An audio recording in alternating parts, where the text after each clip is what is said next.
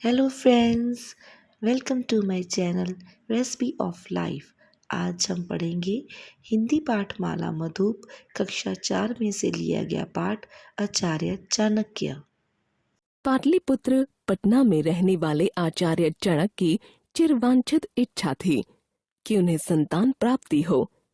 एक दिन उनकी यह अभिलाषा पूरी हुई और उन्हें पुत्र रत्न की प्राप्ति हुई। लेकिन यह शिशु अन्य शिशुओं के समान नहीं था। देखिए नाथ, यह अन्य नवजात शिशुओं की भांति जन्म लेते ही नहीं रोया। हाँ, मैंने भी इसका रुदन नहीं सुना। अरे, इसके मुख में तो संपूर्ण दांत विद्यमान हैं। एक ज्योतिषी ने भविष्यवाणी की कि संपूर्ण दांत होने के कारण यह बालक बड़ा प्रतिभाशाली होगा और बड़े साम्राज्य का स्वामी बनेगा। यह सुनकर आचार्य चाणक्य चिंतित हो गए, क्योंकि वे साम्राज्य चलाने को क्षत्रियों का काम मानते थे। अगर ऐसा है तो मैं इसके दांत ही तुड़वा देता हूँ। तब भी यह दूसरे व्यक्ति द्वारा राज्य की स्थापना करवाकर उसके माध्यम से राज करेगा।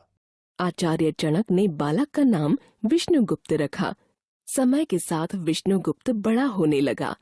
वह कुशाग्र बुद्धि का स्वामी था।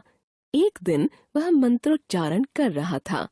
स्वामी, देखा आपने, हमारा विष्णुगुप्त कितनी शीघ्रता से मंत्र कंठस्थ कर लेता है। मैं इसे शिक्षा दीक्षा के लिए तक्षशिला विश्वविद्यालय भेजना चाहता हूँ। वहीं रहकर यह अपने उद्देश्य की प्राप्ति कर सकेगा। तक्षशिला विश्वविद्यालय में सभी विषयों के विद्वान आचार्य थे। देश विदेश में उनकी ख्याति थी। विश्वविद्यालय के प्रधानाचार्य आचार्य चाणक्य परिचित थे। पिता की आज्ञा पाकर विष्णुगुप्त तक्षशिला विश्वविद्यालय में पहुंचा और प्रधानाचार्य से मिला। तुम्हारा इस विश्वविद्यालय में स्वागत है। क्या तुम्हारे पिता ने मेरे लिए कोई संदेश भेजा है? जी आचार्य, उन्होंने एक पत्र आपके नाम दिया है। ठीक है विष्णुगुप्त, लेकिन विश्वविद्यालय के नियम के अनुसार तुम्हें एक परीक्षा देनी होगी। परीक्षा में उत्तीर्ण होने के बाद ही तुम यहाँ शिक्षा पाने के योग्य समझे जाओगे। मैं परीक्षा के लिए तैयार हूँ आचार्य। दो आचार्यों ने विष्णुगुप्त की परीक्षा ली। वे उसकी कुशाग्र बुद्धि से बहुत प्रभावित हो गए और उसे विश्वविद्यालय में प्रवेश मिल गया। विष्णुगुप्त विद्वान आचार्यों से शिक्षा प्राप्त करने लगा। उनका सानिध्य पाकर उसकी प्रतिभा और निखर गई। वह कुछ ही वर्षों में राजनीति शास्त्र, दर्शन शास्त्र, रसायन शास्त्र, ज्योतिष आदि में पारंगत हो गया। उसके तर्क सुनकर सभी दंग रह जाते। जब उसकी शिक्षा पूर्ण हुई तो वह प्रधानाचार्य से घर लौटने की अनुमति लेने उनके पास आया।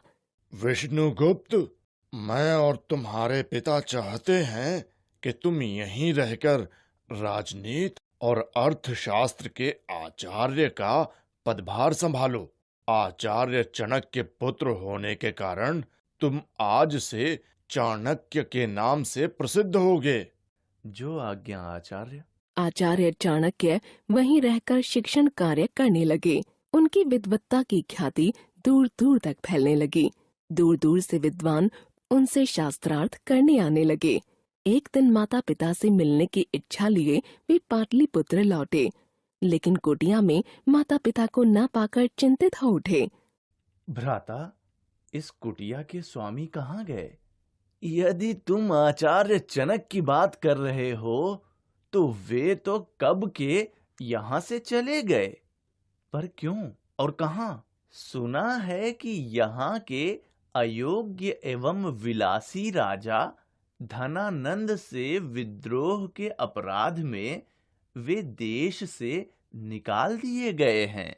मैं अपने पिता और इस भूमि को इस आतताई राजा से अवश्य मुक्त कराऊंगा।